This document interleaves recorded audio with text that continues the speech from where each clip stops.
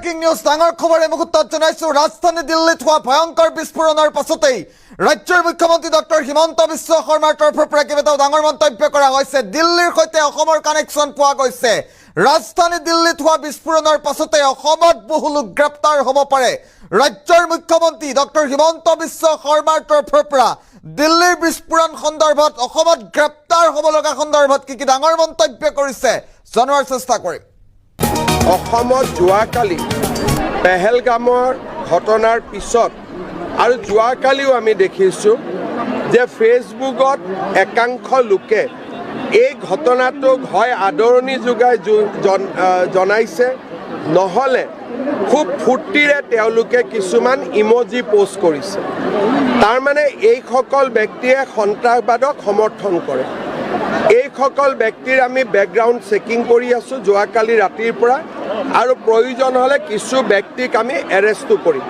কাৰণ অসমত যাতে সন্ত্ৰাসবাদে কোনো কাৰণতে মূৰ দাঙি উঠিব নোৱাৰে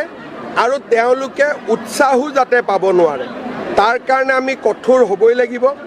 যোৱাকালিৰ পৰা আমি লক্ষ্য কৰিছোঁ যে এছাম লোকে বিৰাট ফূৰ্তি পাইছে আৰু যদি সন্ত্ৰাসবাদ আক্ৰমণত মানুহ মৃত্যুৰ পিছত কোনোবাই যদি ফূৰ্তি পাব পাৰে তাৰমানে তেওঁলোকেও সন্ত্ৰাসবাদক প্ৰত্যক্ষ বা পৰোক্ষভাৱে সমৰ্থন কৰে মই ইতিমধ্যে ডিজিপিক নিৰ্দেশ দিছোঁ যে এইবিলাক চেক কৰিব লাগে কোন মানুহ ক'ৰ মানুহ যদি অসমৰ হয় আমি তেওঁলোকক গ্ৰেপ্তাৰ কৰিব লাগে অসমত যোৱাকালি পেহেলগামৰ ঘটনাৰ পিছত আৰু যোৱাকালিও আমি দেখিছোঁ যে ফেচবুকত একাংশ লোকে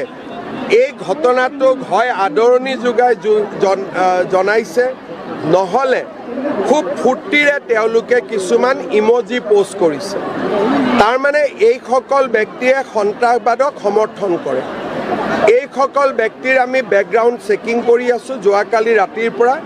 আৰু প্ৰয়োজন হ'লে কিছু ব্যক্তিক আমি এৰেষ্টো কৰিম